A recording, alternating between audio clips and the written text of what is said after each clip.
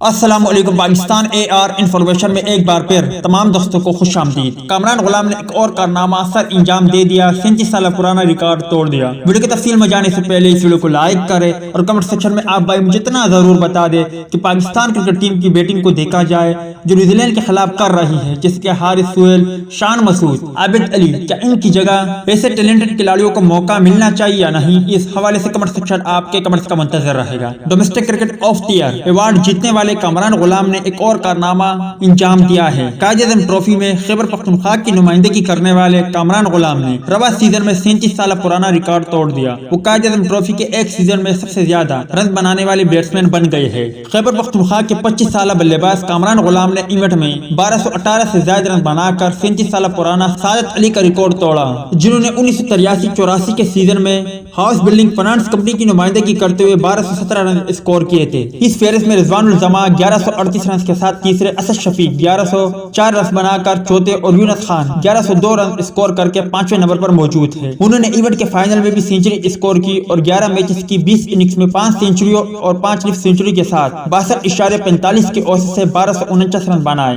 واضح رہے کہ پی سی بی ایوارڈ 2020 میں کامران غلام نے domestic cricketer of the year کا ایوارڈ بھی اپنے نام حاصل کیا، جبکہ پاکستان کرکٹ بورڈ نے آج ان کی لیف سینچری کی اننگز کی ویڈیو شیئر کی تو اس کے ساتھ انہیں مسٹر ڈومیسٹک کرکٹر کہہ کر مخاطب کیا ہے۔ امید ہے دوستوں کہ آج کی ویڈیو بھی آپ کو پسند آئی ہوگی۔ ٹیک کیئر، بائے بائے، اللہ حافظ۔